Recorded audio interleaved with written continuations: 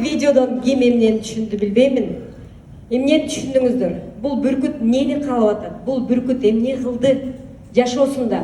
Бул жерге чогулган адамдардын бардыгы мен бүркүткө тең эмин. Сиздер бүркүтсүздөр. Азыр бүт оюңуздарды, бүт вниманияны бул жака коюңуздар. Анткени именно бүгүн сиздин жашооңуздун өзгөрүшү бүгүндөн башталат. Стоп бедность бүгүн башталат. Ошон үчүн бул жердеги бүркүттү мен өзүм угамын, өзүм көрөмүн. Эртең менен туруп кантип турасыздар? Эртең менен турганда, ой бутум ооруп атат, ой күн жаап атат, ой кар жаап атат, бүгүн күн чыгып кетиптир деп турасыздарбы? Жегат турасыздар. Настрой. Бул бизнесте самый главный сиздин настроюңуз. Самый главный нерсени жоготпосоңуз, анда сиз forever'де бүркүтсүз. Forever'де бүркүт болуш үчүн фокус. Бул бүркүт фокусун жоготкон жок. Көрдүңүздөрбү канчалаган шамал, канчалаган кыйынчылык жер деңиздин түбүндөгү балыкты алып чыгыш оңой эмес. Деңиздин түбүндөгү. Эгерде бүркүт ал жакты, бул жакты караган болсо, балыкты ала алмакпы? Ала алмак эмес. Жаңы супервайзерлердин бардыгыңыздарды куттуктайм. Сиздер бүркүтсүздөр. Сиздер именно бүркүттөрдүн, өрдөктөрдүн арасынан чыгып, бүркүт жерге келдиңиздер. Сиздер бүгүндөн баштап бүркүттүн ролун ойнойсуздар. Бүгүндөн баштап сиздер эртең менен турганда ишиңиз болбой атабы? Адамдар отказ кылып атабы? Бул жерден баргандан кийин отказ болуп чарчайсыз.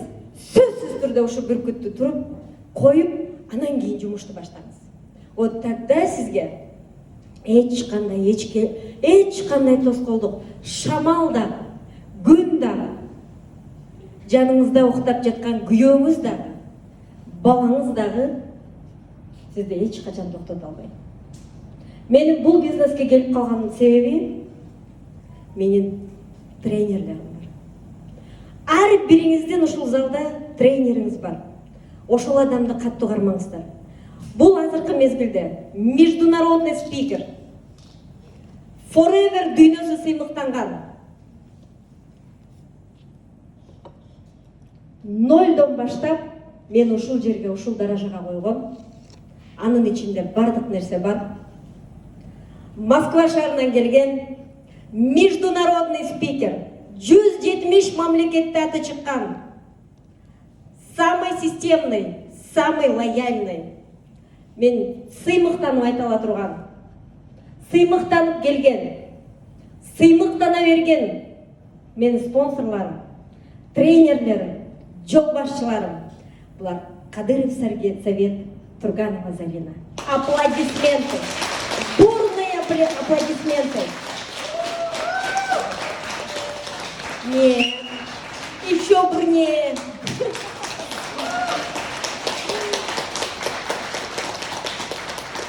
Бул мен жөнөкөй. Можно слайд? Первый слайд. Мен бул жерде турган. Вчерашний никто. Вчера эч ким укпаган. Балдарын жетелеп, жашоосун ушунчалык жомоктогудай шедевр кылып өзгөрткүсү келген бул Токсонбаева Элиза. Бул Токсонбаева Элиза. Бул Токсонбаева Элиза. Бул Токсонбаев Нурлан Токсонбаева Элиза. И ушул даражага койгон менин тренерлерим булар Совет Кадыров, Турганова Зарина. Прямой, международный, лояльный, добрый менин спонсорларым азыркы Москва шаарында жашайт. Сабиров Абдумомун, Пирмаматова Мергүл.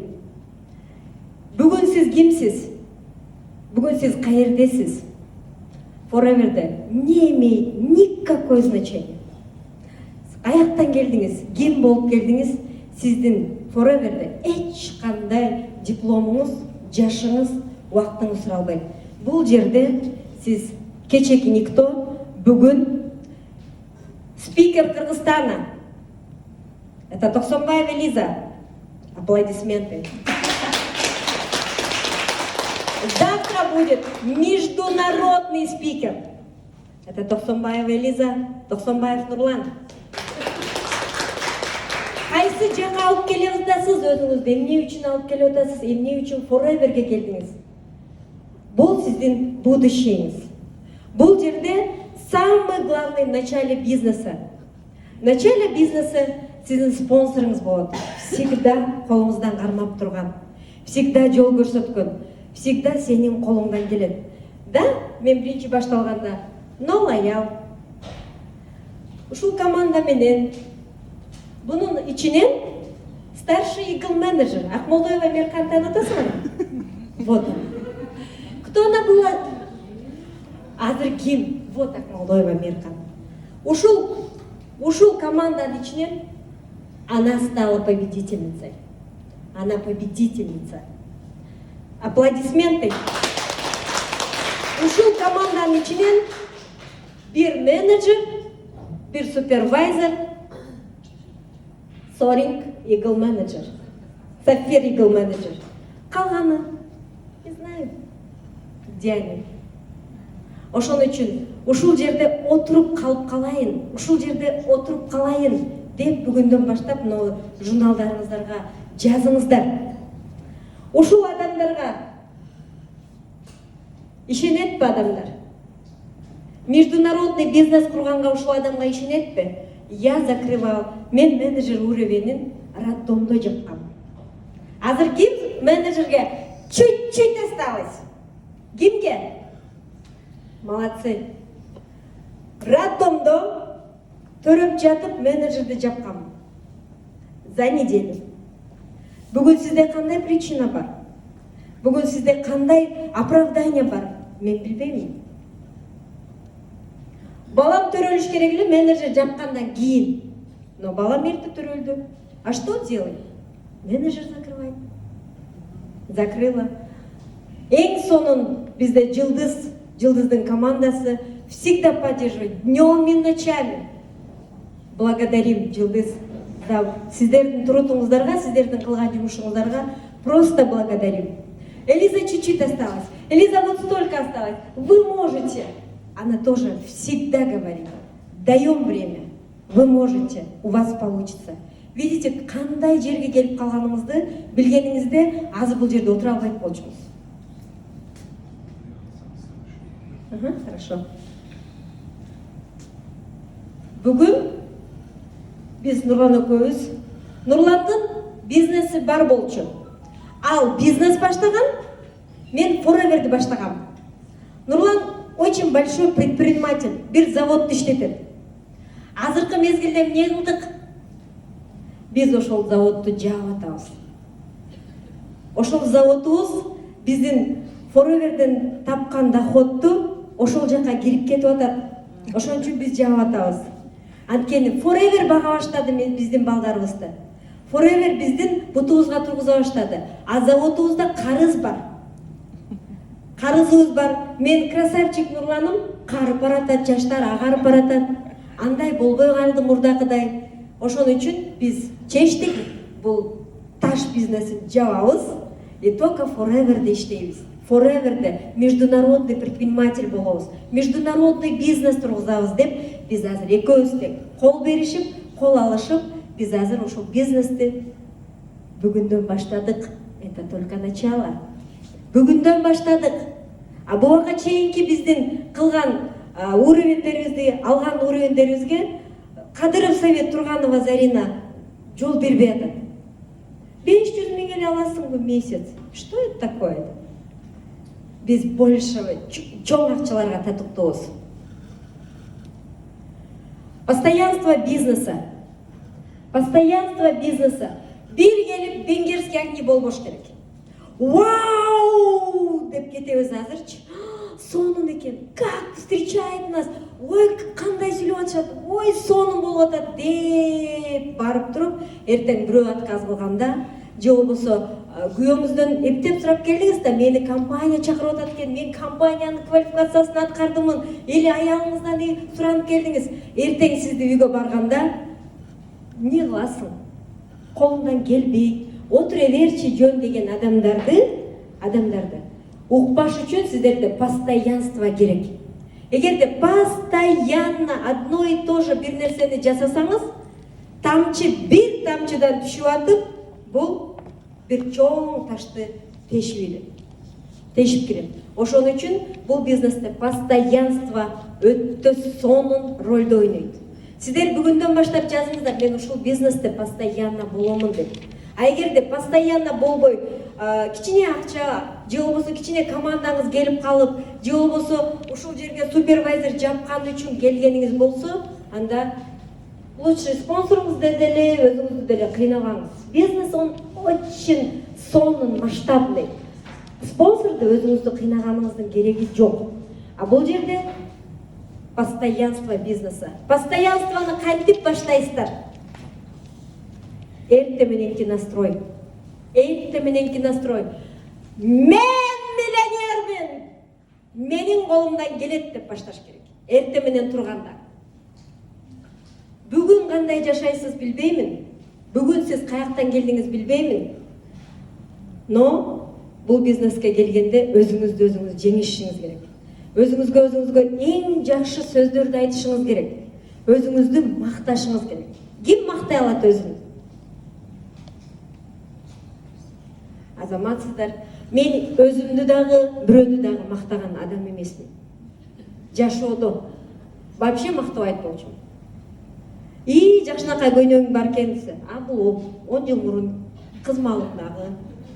Жалпак тилмен мен кандай бизнес тургузам, ошону айтып берем. Сонун костюмуң бар экен десе, бул былтыркы мына жеринде дагы бар. Деп өзүңүздөрдү ооба сонун, ооба колумдан келет. Ооба дегенди ар дайым айтыңыздар. Ооба мен жасайм. Ооба колумдан келет. Ооба кыламын десеңиз, сөзсүз түрдө сизге постоянство келет. Постоянство болуш үчүн сизде биринчи настрой керек. Мен жашоомдо ден соолугум оорубайт болчу. Ден соолугум жакшы, чөнтөгүм ооруйт болчу. Чөнтөгүм ооруган үчүн бул бизнести баштаганыбызда бизде айткан, лучше канча бизнести сетевойлорду көрүп келдиң. Сен эми лучше пирожки эле сатпайсыңбы? Манты жасап сатпайсыңбы деген менин жакын туугандарым. Манты эле жасап сатпайсыңбы? Сен аябай тез жана жакшы даамдуу жасайсың. Манты жасап сат. Күнүмдүк акча чыгат дегенде мен 2 күн ойлонгом. Мантынын прибылин ойлонгом, пирожкинин прибылин ойлонгом. Канча акча чыгат? 3-чү күн айткам. Стоп! Сен андай адам эмессиң. Сен колуңан эң сонун жумуштар келет. Сен андай адам боло албайсың.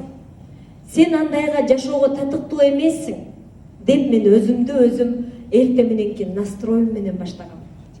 Настрой кылганыңыздарда өзүңүздөрдү баягы телевизорду, телефонду, антеннаны настрой кыласыздарбы? Полный настрой. Азыр настроюңуздар бул жакта болуш керек. Азыр антеннаңыздар мен жакта болуш керек. Бул жакты карасаңыз фокус терять этесиздер. Постоянство бизнесте эң важный роль. Постоянный болуш үчүн эмне кылыш керек? Айтып кеттим, позитивный настрой. Жазып алыңыздар, меңизге бул башкача болуп кетиптир го, позитивный. Мага окшош позитивный болуп кетиптир. Өтө позитивный болуп кетиптир.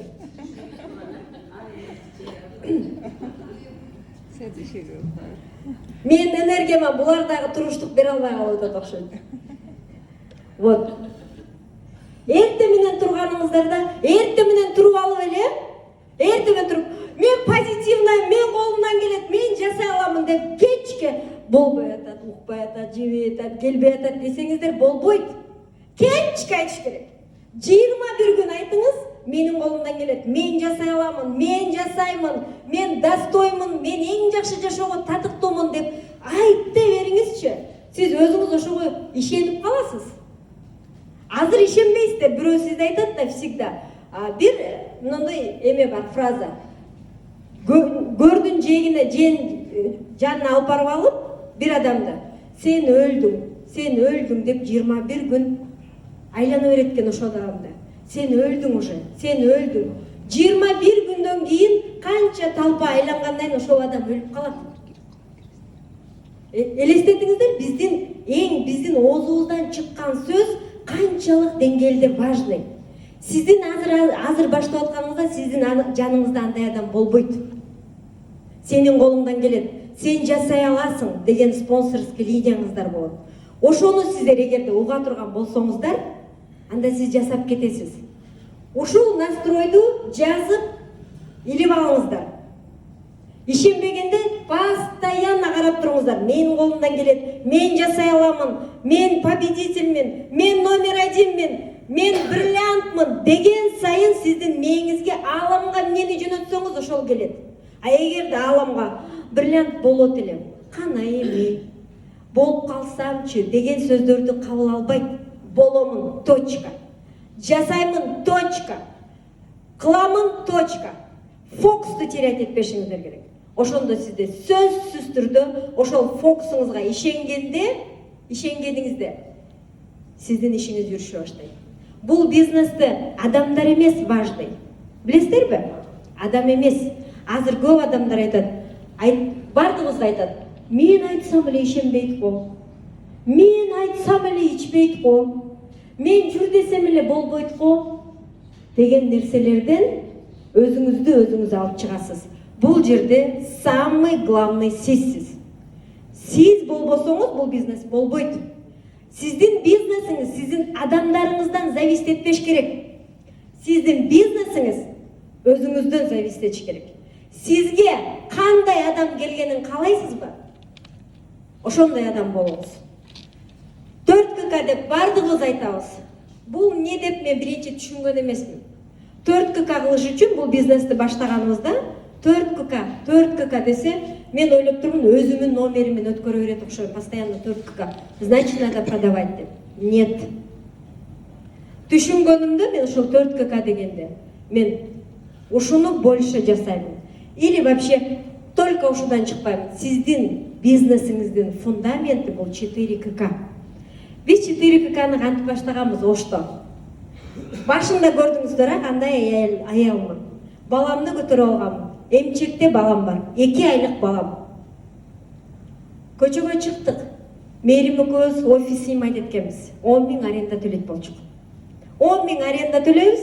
Көчөгө мен узун кийип алып, жокту салынып алып, баламды көтөрүп алып, цыгандарды көргөнсүздөрбү? Совет Кадыров алып келип туруп, Элиза сен башкача адам болушуң керек десе, мен түшүнбөп турмун. Кандай болушуң керек эле деп. Өзүңдү карабайсың. Жашооңо жетпей атат. Жыртык тешиктер толтура болсо, аякта өзүбүздү карайбыз.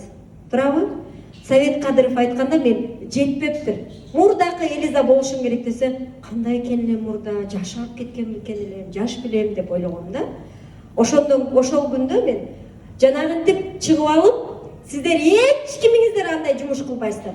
Бизде настрой болчу, шунчалык миллионер болуп кетебиз деген мээрим экөөбүздүн пландарыбыз бар болчу. Отуруп алып, кечке булда дагы жок акча. Менде кайдан? Турабы? Квартплаталарды беребиз. Мээрим жашайт 5000 сомго. Ошол 5000 сомдук жашооңузду элестетип көрүңүз. 5000 сомдук жашооңуз кандай жашоо болот? Ошону элестетип көрүңүз. 4000 квартплатага берет. Үйүндө канча сом калып атат? 100 сом, 1000 сом калып атат. 1000 сомго бир ай жашай аласыздарбы? Вот мээрим жашаган. Мен билем. Ошол күндө кантип биз 4ККны баштаганбыз. Алып, ичип койгонго биздин мүмкүнчүлүгүбүз жок болчу. Биз эмне кылат элек? Мээрим экөөбүз кеттик. Офисте отура берсек эч ким кирбейт биздин офиске. Анткени Совет Кадыров келип, силерге боло берет, чычканканадан кичине жогорураак экен дегенде, биз ошондо эле түшүнбөптүрбүз. Боло берет эле да бизге баары бир болчу да. Самый главный bizde настрой, мечта, миллионер болобуз деген настрой болчу. Бизге кандай офис, ким, некен, вообще по барабану болчу. Самый главный айтып калышыбыз керек эле, forever деген, алоэ деген бар, итсеңиз болот, кылсаңыз болот деген. Мээрим экөөбүз бир күн кечке отурдук, чайга дагы тамак керек, акча керек да. Бул өзүнүн үйүнө жетпей атса, меники де жетпей атса, биз экөөбүз чыгып алып базарда кетип атабыз. Элестетиңиз, жанакы мээрим жолуктан 90 килограммга кичине беререк да. 90 килограммдан беререк. Значит, 86 да килограмм. Жолукту санап, мен баламды көтөрүп алгам, эмчекте, ыйлаганда любой жерге отургузуп алып эмизет болчумун. Анткени андай кылбасак болбойт болчу. Кетип атып, келет элек дагы. Алоэ вера бар. Алоэ вераны уккансызбы? Мен жаш эле сүйлөп, мээримге пример болушум керек да. Я же спонсор! Пример болушум керек. Показать надо, кто я, почему, зачем я строю бизнес. Кетип атып, алоэ вера бар, форовер уккансызбы, көргөнсүзбү? Деп айтып, эптеп визиткамды берет болчумун. Каякта жанакындай черно-белый визитка? Черно-белый. Азыр сонун крутой визитка бересиздер го. Цветной бересиздер. Черно-белый болчу чыгарып алганбыз мынтип. Ксерокопия да. Несколько ксерокопия. Биз туруп алып эле жолдон кетип калгандарга раздавать ете берет элек. Оппа, оппа. Bir gün карасак 170 раздавашка берип салыпбыз. Бирөөсү офиске кирбейт го. Бирөөсү жок. Офисиңиз каякта десем, мындай өдөдө деп каласыз. Болду. Экинчи күнү кандай кылдык? Парта алып чыктык. Экинчи этажда офисибиз. Мээрим көз көтөрүп түштүк партаны. Проходящий жерде турабыз. Проход. Элдер өтүп атат. Алоэ веранын жанагындай бош бутылкаларын коюп алганбыз. Бош идиштерин коюп алганбыз дагы. Алоэ вераны уккансызбы? Активаторду ошо базардын жанында тургузуп эле көзүнө коябыз го. Что көзүнө бир тамчы активатор киргенде жүрөгүнө кирип калсын деп атабыз да бизчи. Кетип атабыз. Мээримди үйрөтө албай атам да сүйлөгөнгөчү. Айтып атам. Мыногу сен айтасың дейм. Наркысына мен айтам. Наркыга сен айтасың, очередовать этип атабыз. Список чогултуп атабыз, список. Келдим, айтып атам. Мээрим, следующий сеники. Даярдан десем келип туруп. Элзат, наркысында айтайынчы. Наркысында сөзсүз айтам мен. Ушинтип болчу бул кыз. Наркысында айтайынчы. Боптур деп буга да айтам. Жакшына бизди күлүп тосуп алса эле болду болчу айтат болчу Алоэ. Күлбөй калса дагы барып туруп айтабыз. Айтайынбы десем, Алоэ уккансызбы? Деп визиткасын берип кетип калды.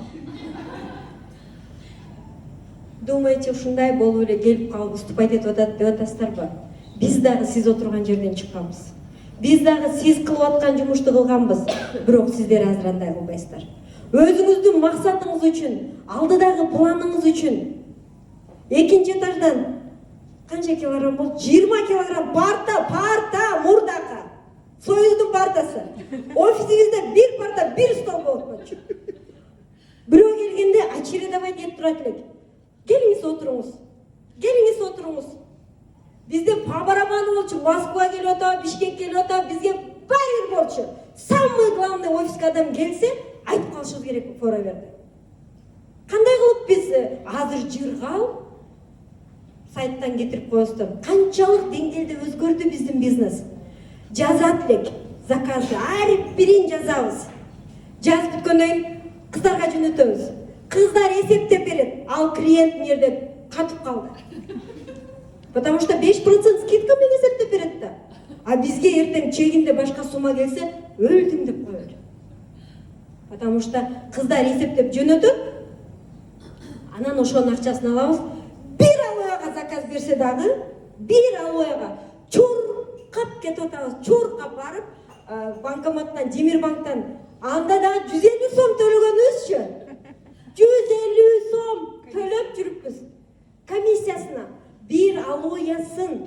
А сиздер азыр бир Алоэны доставка кыласыздарбы? Жок. Бул бир Алоэ. Келип алып кет деп койсоңуздар керек офисте. Приходи в офис десеңиздер керек. Бир Алоэны. Бир күн кечке заказ кылып, кетирип, эртеси күнү доставка келгенде мээримге ушундай ситуация туш келип калды. Кадам жайга жөнөтүш керек. Бир Алоэ, 1 литр Алоэ. Транспортка чыгып, акчасын төлөп, кадам жайдын акча аякка төлөбөйт да жөнөтүрсең Алоэны. Акчасын төлөп, адамга доставка кылып берет. Көрдүңүздөрбү? Бул бизнесте не фонтанна тургузуш керек. Человеческие отношения. Вот канчалык деңгээлде адамга сиз отношенияңызды бурсаңыз, вот сизде бизнес болот. Азыр 4К мен мэримден сурабам, жасадыңбы, жасабадыңбы? Бир жолу жасабай койлуп, полный акчасын мен алам. Болду. Андан кийин бул менден сураган жок 4К кыламбы, кылбайбы деп. Сураган жок. Но февраль кылбай эле койчу, 4К. Менен биринчи бүтүрүп коет. Анткени бул сиздин фундаментиңиз 4К. Ушунчалык важный нерсе экенин билесиздерби 4К? Не 25, не 125, не 150 баллов. 4Кдан башталат. Это важность. Это важность. Сиз өзүңүздүн ден соолугуңуз үчүн 1 балл кетет. Көрдүңүзбү, биз кантип 4К жасаганбыз? Кандай жол менен 4К жасаганбыз? Кандай биз бизнести принимать эткенбиз? Азыр кандай деңгээлге келдик? Айтып коеюнбу? Бул только башталыш. Мен бизнести баштай элекмин. Балам менен кошо тургузам, 2 жашта балам бар, 2,5 жашта. Бизнесте биз всего лишь 3-чү курстабыз. Билесиздерби, качан документ диплом алат? 5-чү курста. 5-чү курста диплом алып мен бул бизнестен. Көрөсүздөр, Кудайым буйруса. Это только начало. Биз баштаган эмеспиз. 4К кылып калсам мага акча чыгат. Баары болчу мага. Мага баары болчу. 4Кны жасап 28-29-да бүтүрүш керек эле да, туурабы? Жылдыздар 30-унда да кылдырат элем. Бир айым 30-унда жасагам. Вот канчалык отношения, 4Кга кандай отношения жасайсыз сиз? Ошондон зависит этет бизнесиңиз. Сизде фундамент болбосо, особняк тургузбайсызбы? Дворец тургузбайсызбы? 4Кгаңыз жокпу? Жок бизнесиңиз. Ошон үчүн бул важность. Канча адамды жүрөгүңүздү сүйүп айтасыз. Всегда менин жанымда витамин болот. 500 000 акча алыш үчүн 10 000 сомдук товарды иче аламбы? Азыр. Bir күндө ичип коем мен керек болсо. 1 литр алойду керек болсо 1 күндө ичкенге даярмын. Менин фундаментим өнүгүш үчүн. Bir помада берсе, доставка кылып бересизби? Bir помаданы ушу жерде отуруп көлгө доставка кыласызбы? Кыласыздарбы азыр? Суроо бериңиздерчи, честный. Доставка кылып, же болбосо алып барып бересизби? Бир эле помада экен го, келип алып ал. Же болбосо bir помададан башталат. Bir помададан башталат. Ошон үчүн 4Кны өтө жакшы көргөнүм үчүн блестящий бриллиантовый камендер мен жасадым. Бул бриллиант кылат сиздерди. Бриллиант кылат, бриллиант. Кийинки минимум 10 звонок или 20 звонок. Тааныштарыңыздарды бүт бардыгын жазасыздарбы? Жазбайсыздар. Тандайбыз. Бул жасайт, бул кече кредит төлөп ат эле кайдан оптумга чыкмак, кайдан абой алмак, кайдан ичмек деп жазып. Менин нол список минимум 20 звоногум өтө оор, акыбалы өтө оор болчу. Анткени мурдакы бизнесте мен звонокту бүтүргөм 5 жыл. 5 жыл ошо адамдарга чала берип, бунун вообще жок болчу. Не кылат элек? 20 звонок кылыш үчүн биз не кылышыбыз керек эле? 20 звонок кылыш үчүн жок дегенде мен 20 күнүнө 5 адам менен таанышышым керек эле.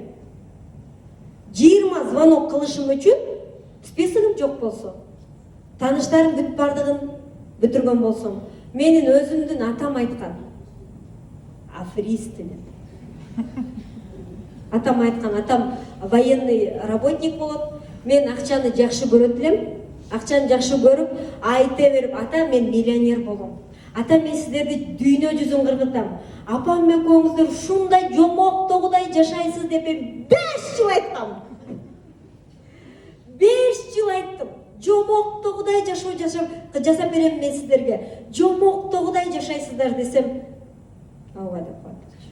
Кана эми болсо дейт болчу. Менин списогум жок болчу.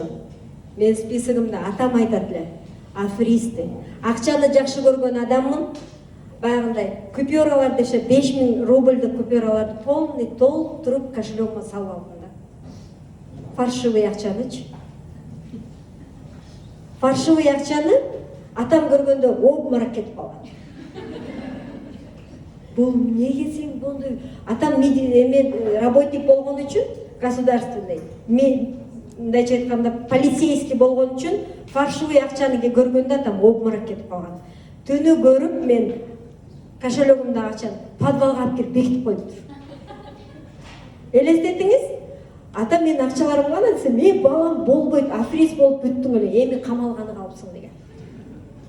А мен визуализация бияққа кетіріп отқанын білген жоқ. Атам не деді? Кече келіп. Ата жүрім Турцияға десем, мен ақшам жоқ. Андай ақшаға, мен ақшам жоқ андайға. Мен болгон пенсионер болсом, высший образованный адам пенсионер айына 5000-6000 сом алат. Ата жүрүм Турцияга десем, атам айт, мен андай акчам жок. Ата бекер барасыз дедим. Мен алып барып келем. Дегенде атам көзү ыйлап туруп атасын берди. Ыйлап туруп атасын берди. Билгемин сенин ушундай болгонуңду. Билгемин сен күчтүү, менин кызымсың да. Мен билет элем, кичинекейиңде өтө чыйрак болчуң. Өтө бир нерсени татамал болчуң. 5 жыл мурун, ата эмеңе чоң сүйлөй албайсың да. 5 жыл мурун атам не деген мени? Аферистка деген. Настоящая аферистка деген. Кече күнү атам Турцияга барып келиң, жүрүң десем, атам келип туруп, коноктор келип учурашат го, үйгө келип, атам келип туруп, атам Южный Сахалинскийде высший образованный дворник болуп иштеп атат.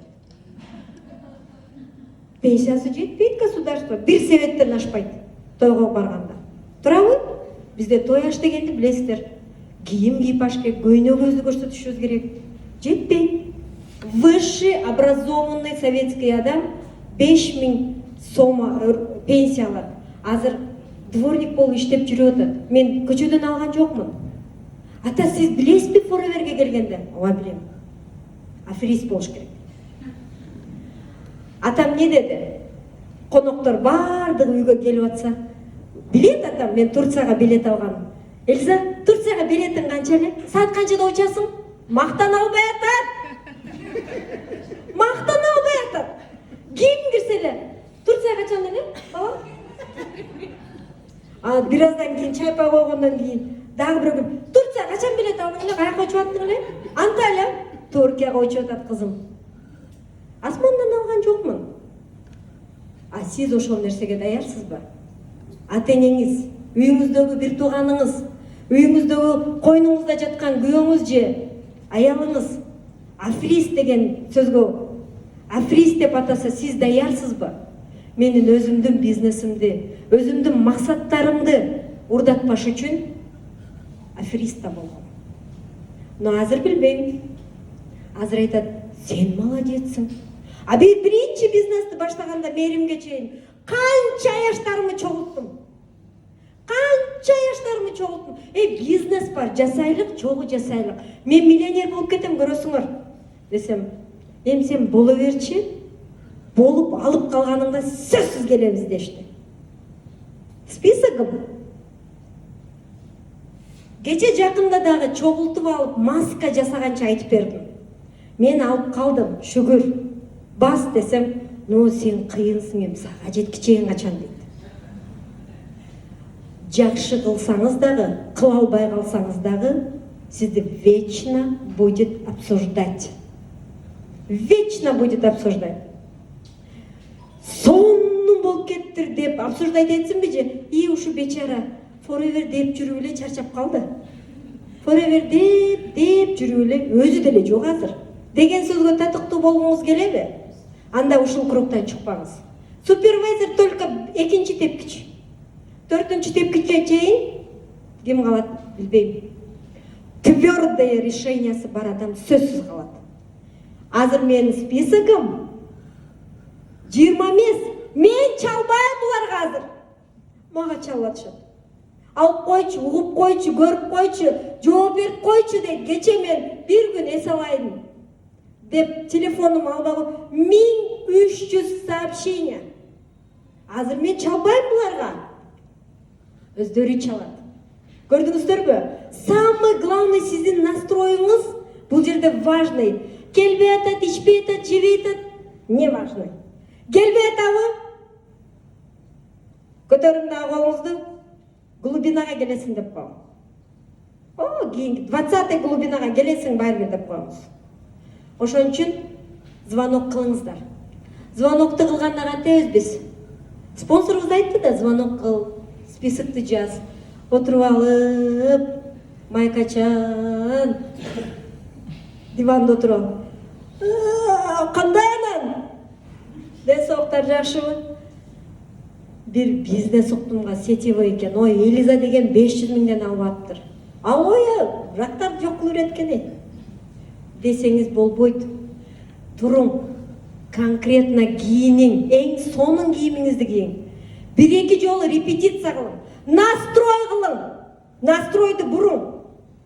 Настрой кылып туруп, сонун видеолорду күлүп, жайнап, бийлеп, энергия менен чалыңыз ошол адамга.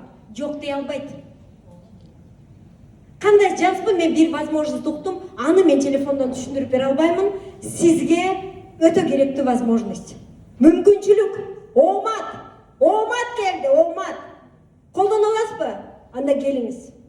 Бир кофе чай ичкенче, бир пиала кофе ичкенче чечебиз ошол нерсени десеңиз, келет ошол адам. Звонокту дагы туура кылыш керек. Майкачан отуруп алып, же болбосо пижаманы нерп чыгып кеткен. Чач кетип калган. Адам чувствует, энергиясы бар адамдын. Телефон аркылуу дагы чувствуется, эмне кылып атасыз. Сөзсүз түрдө звоногуңуз важный звонок болуш керек. Важный звонок болуш керек. Ушул адам ушул звоноктон жашоосун миллионерге ойготуш керек. Миллионер болгонго даяр болуш керек.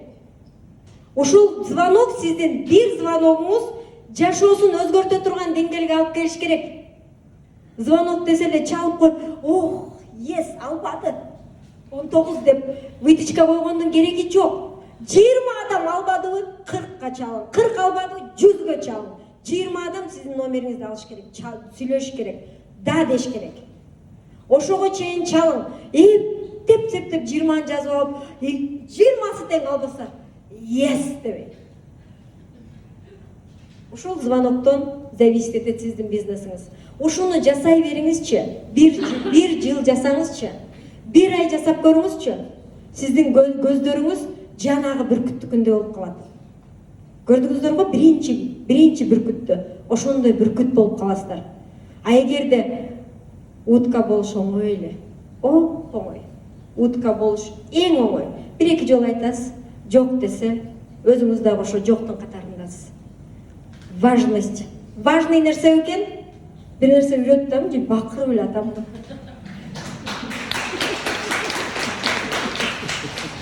Маркетинг план. Маркетинг планды ким кандай окуйт билбейм. Может быть, чызып, ордуна коюп өтүп беретсиздер. Мага Совет Кадыров кандай маркетинг план өткөн? Мына сен, мына адамдарың 3 ай жасасаң, супервайзерсиң 4 КК. Эсептеп көрүңүз. 3 ай жасасаңыз 12 КК болот. Каякта супервайзер? Эсептеп келгенде 3 ай 4 КК кылыңыз, сиз супервайзерсиз. Ушуну эле кайталап кой супервайзердин ордун. Сен менеджерсиң деп эле өтүп берген. Мага отургузуп алып даска, мен түшүнбөйт да болчу. Маркетинг план мага баары болчу. Маркетинг планды мен жолдошум көп айтат болчу. Мына жерде мындай акча, маркетинг план жашыраак үйрөнүп алсаң дейт болчу. Үйрөнүп четкий кылган адамдар может быть жок, душа менен айтыш керек. Ушул маркетинг сиздин жашооңузду өзгөртүп бериш керек. Өзгөртүп бере турган даражага айтышыңыз керек маркетингде. Душевный, эптеп, септеп эчтеке болбойт бул жерде. Сиз бала, чака, небере, чебереңизге таштай турган бизнес жасап атасыз. Эптеп, септеп куруп койсоңуз, эртең кулайт, дворец болсо дагы. Ошон үчүн маркетинг план минимум. Өзүңүз өтөсүз, командаңызда канча маркетинг план болуп атат, ошону да карайсыз. Бир адам эле кыймылдай берген жакшыбы? Или командада бир эле командаңызда 20 адам маркетинг план, сиз 10 маркетинг план бир күндө. Кылбайт эч ким буну. Иногда мен да кылбайм 10 маркетинг. Азыр давно бриллиант болуп кетпекмин. Мынауну аткарсаңыздар, тез заранын ичинде болосуздар маркетинг план. Домашний маркетинг план бар. Өзүңүз отуруп алган маркетинг план бар. Бирме-бир өткөн. Открытый маркетинг план бар. Ар бир лидердин өзүнүн системасы бар. Кайсы күнү каерде кантиш керек. Домашний маркетинг план десе коркпоңуздар.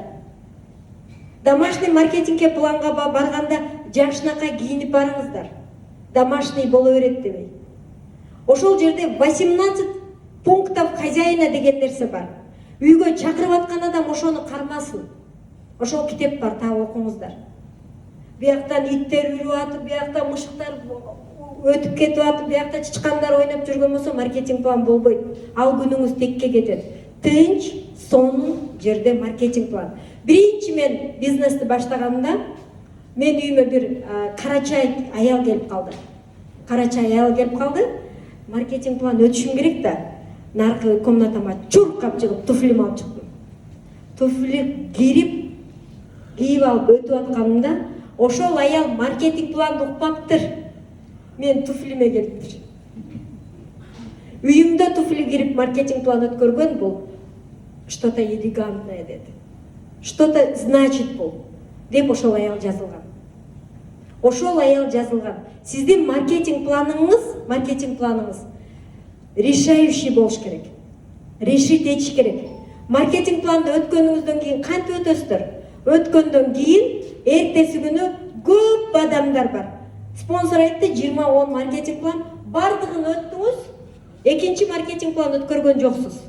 Ал иштебейт. Анткени экинчи маркетинг план дагы өтүш керек. Биздин мээлер бир букканда эле кабыл алып кетсе анда, вообще күчтүү болуп кетмекпиз да. Маркетинг планды несколько жыл өтүңүз. И спонсоруңузга бизде кандай? Сиздерде да ошондойбу? Тез келе кал дейт. Чуркап келе кал дейт. Маркетингге бир адам алып келет, жаңы адамды. Тез келишиң керек, ташташың керек, бүт ишти маркетинг план көрсөтүп беришиң керек. Эң сонун маркетинг план сиз өткөн маркетинг план. Эң сонун бизнес план бул сиз көрсөткөн, сиз колуңуз менен чийген маркетинг план. Биринчи жолу билем, Турганова Зарина маркетинг план көрсөтчү десем, эмне карап өтүп бердим да. Титреп, жаза албай. Биякта карасам бардыгы телефон чыгып отур. Ошентип чыккан маркетинг планга. Сразу эле чыгып калган жокмун. Маркетинг планды өтүп атканда мен тилтиреп болбой калат болчумун. Эки адамдын алдында эмесмин, бир өзүмдүн алдымда сүйлөй албайт болчумун. Кечке өтөт болчумун. Ушу мени бир адам угуп калсын, бир адам көрүп калсын, ушул маркетинг план решающий болсун деп маркетинг планды көрсөтөт болчу. Бул бизнес план. Бун үчүн сиз миллиондогон акчаларды сарптаган жоксуз. Сарптадыңыздарбы? Маркетинг план даяр. Доставка каерден болот, эмне болот деп башыңызды ооруткан жоксуз. Даяр. Бизнес план түзүш үчүн адам, инвесторлор өтө чоң акчаларын коротот. Өтө чоң акчаларын. Сиз короттуңузбу? Маркетинг план, бизнес план. 170 мамлекетте точно ушундай маркетинг план. Патенттелген маркетинг план. Единственный маркетинг план. Бундай маркетинг план чыкпайт, чыкканда эмес, дальше чыкпайт. Болбойт. Бир гана сизде бар ушул бизнес план. Бул бизнес планды уктап атканда дагы айта турган болуп калышыңыз керек. Сөзүңүз менен эмес, жүрөгүңүз менен. Вот ошондо точно игілікке жетесиз. Продажа знакомства. Көчөдөн кетип аткан адам, сиздердин жаныңыздардан өтүп кетип аткан адам жөн эле проходящий эмес. Ал сиздин адамыңыз, ал сиздин бриллиантыңыз. Биринчи кандай болот бриллиант? Кара эле. Кап-кара эле таш болот. Канча урулгандан кийин бриллиант болот. А бриллиант чаңга түшүп калса дагы, сууга түшүп калса дагы бриллиант. Знакомство сизди ошол нерсеге алып келет. Ар бир адамга айтып атканда сиздер эптеп айтып койбош керек да. Жүрөгүн ойгото турган кылып айтышыңыз керек. Ошол нерсе керектүү кылып айтышыңыз керек. Знакомство десе, биздин тааныштарыбыз жок да, туурабы? Тааныштарыбыз списокко жаздыңыз, бардыгын чакырып бүттүңүз. Кантип таанышат элем мен? Гүлүп жүрө берем азыр, гүлүп таанышат элем. Кандай жакшыбы, ден соолугуңуз жакшыбы? Келиңиз. Ден соолугуңуз жакшы, гүлсөң эч ким отказ кыла албайт. И отказ кылган адамга да жүрөгүңүз оорубайт. Бир жолу мен знакомство болот деп, знакомство жаңы знакомый керек, ушуну жасашым керек деп, көчөдө өтүп кетип аткан бир эркек кишиге гүлүп койдум. Просто гүлүп койдум. Телефон номерин берип, эркек кишилер эмне кылат? Гүлгөн жакшы көрөсүздарбы? Бир аял гүлүп карап койсом эмне кыласыздар? Агып түшүп каласыздар. Гүлүп коюш керек. Гүлүп коюш керек. Гүлүш кыйын болсо, жөн эле жылмаап коебуз. Бирөөгө барып туруп, бизнес план кыласыңбы? Дегенден көрө, бизнес возможность бар. Мен эң керектүү адаммын деп телефон номериңизди берип койсоңуз, эң керектүү адам бизнес возможность. Экөөнү түнү менен ойлонот. Керектүү адаммын деди, бизнес возможность бар деди. Адамды оюн ар жактарга өзгөрттүңүздөр да, ол адамдын эртең даяр болуп калат. Ошол эркек киши келди дагы эртеси күнү мага чалып, сенин гүлгөнүң жакта жолугайлык деди. Элестетиңиздер? Гүлүп карап койгуш бул жакшы эле нерсе. Ал киши келип, эртеси күнү тачка коробка алып кетти. Настолько честный, настолько адамдын жүрөгүн жылыта турган бизнес экенин сезди. Тачка коробка алып кетти. Элестетиңиздер? Азыр Иркутский шаарында, Иркутскийден бизнес башталат. Бир күлкү эмнени чечип атат? Бир эле күлкү, бир жылмаюу. Ал көрсө, эч качан күлгөн адамды көчөдө көрбөгөн адам экен. Күлгөн адам редкость дейт.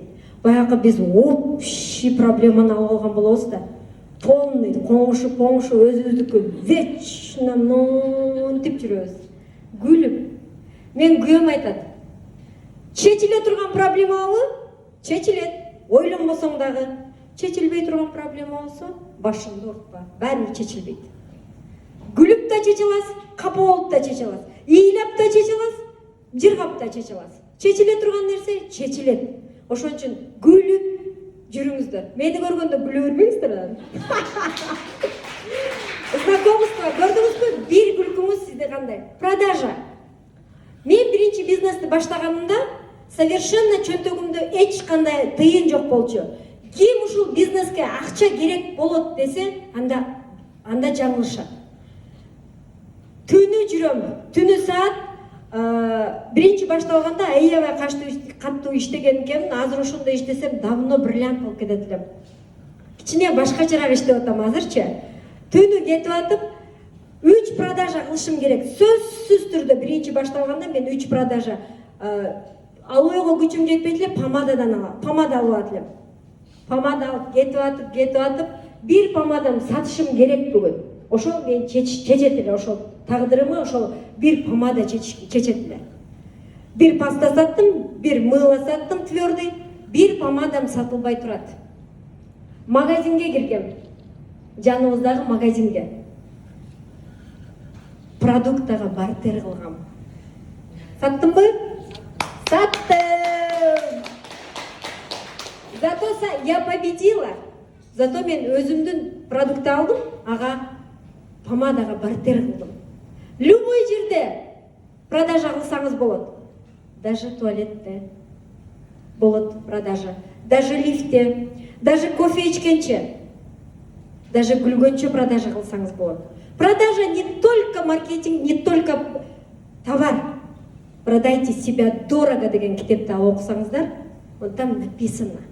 Продайте себя дорого. Маға бола береді, маға ушу деле бола береді дегенден шығып кетесіздер. Продайте себя, запишите, продайте себя дорого. Қанша миллионға сатасыз өзіңізді? Қанша миллионға сатасыз? Мен январ айында өзімді 500 000-ге саттым. Я продала себя. Продала. Анткени жазып илип қойдым. Эртеси күнү ошол сумма чыкты. Продала себя? Продала. Эми миллионго продаю. Эми миллионго продаю. Бүгүн сиздин бааңыз канча турат? Бүгүн сиздин бааңыз канча турат? Өзүңүзгө өзүңүз баа коюң. Өзүңүзгө өзүңүз баа койбосоңуз, сизге эч ким баа койбойт. Үйүңүздөгү адамдар сизге баа койбойт.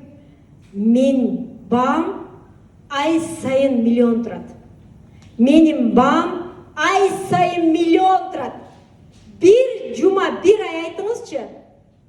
Келе баштайт, каяктан билбейсиз ошол доходдор келе баштайт. Мен биринчи бизнести баштаганда мен 21 000-ге саткамын өзүмө. 21 000 сом алсам болот дегем. Миңдим не кылат экенин билбейм ушу. Миңдим не кылат экен элем, а? Бактыкан эже. Наверное, ошо 1000 сом керектир эле, бир нерсеме жетпей калгандыр да. Дополнительный доход деп келгем.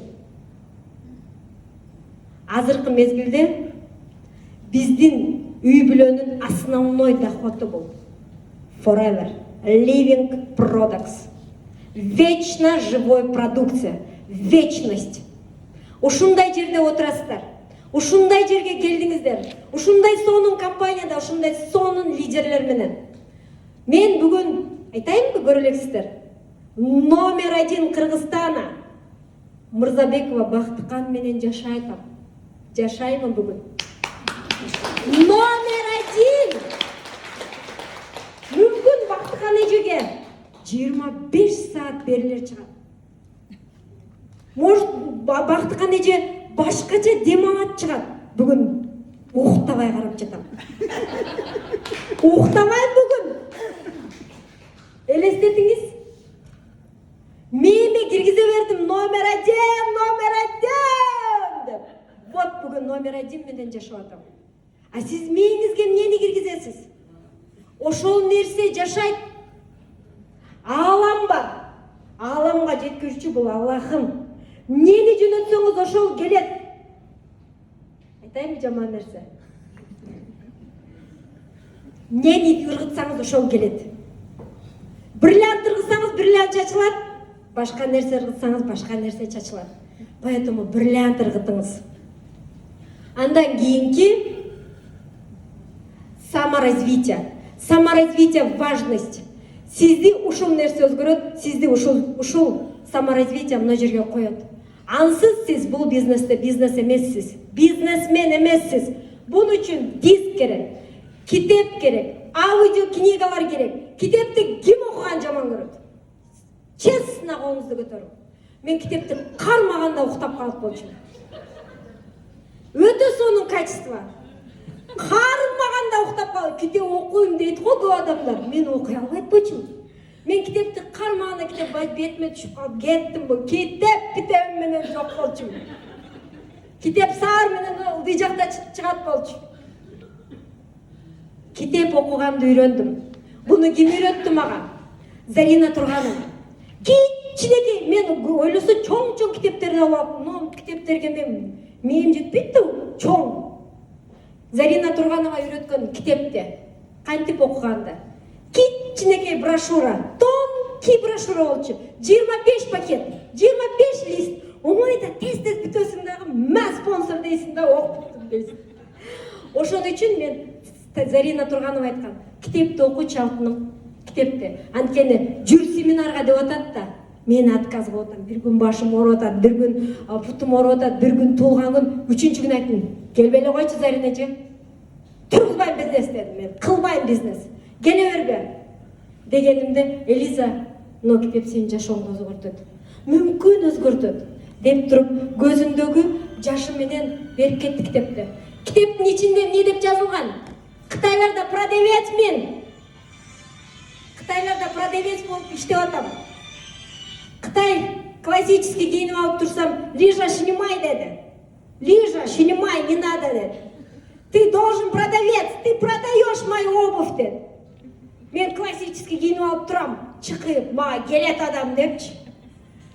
Зарина Турганова китепти бергенде, китептин ичинде бир сөздү алдым, 25 барактан бир сөз. Если жашооңдо өзүңдү таппасаң, всю жизнь будешь сталкиваться туда-сюда. Ыйлагам. Значит, мен жашоомдо өзүмдүн ордумду табышым керек экен. Кытай айтып атпайбы? Тебе не надо, ты одевайся. С кроссовка одевай. Кроссовка, кепка вечно Грузия жүрөт болчу, быстрый. Мне надо было продавать обувь. Мен классикам, мен жашоом керек эмес болгон. Семинарга барыш үчүн болгону 8.000 акчам болчу. 8.000 сом акчам бар болчу. 8.000 сомго торпок алып койгонмун. Мысленно торпок алып атсам, ол тууп, ой болуп, эмки жылы вообще көйүп кетти. Эмки жылы уже мага 10 торпок алып келип калган. Алтын алайын дегенмин. Алтын алып койсом, алтын сатсам акчам кармалат. Зарина Турганова бир китепти айткандан кийин мен семинарга жөнөттүм. Семинар өзгөртөт сизди. Эртеңки боло турган семинар бул Анталиядагы сөзсүз барыңыз. Сиз ким экениңизди ошол жерден көрөсүз. Азыр сиз билбейсиз сиз ким экениңизди. Диск, кичинекей аудио кассеталар бар эле, билесиздерби? Магнитофонго салып, бир кассета менин жашоомду ойготкон. Турганова Зарина алып келип, мынабул диск, кассета. Каякта диск? Каякта? Мынабул кассета сенин жашооңду өзгөртөт, буну эртең бирөө алып кетет, сөзсүз түрдө окушуң керек дегенде мен ошону уккам. Вальга Валентина айтат ошол жерде. Айнекти ачып карасам, бардыгы жумушка кетип атат. А я свободный человек деп бакырган. Ошол күндөн баштап менин жашоом өзгөргөн. Ошол күндөн ушул күнгө чейин өзгөрүп келатат. Мындан бул жага только байлык, только бийлик, только ийгилик күтүп турат бизди. Go Diamond! Алга forever!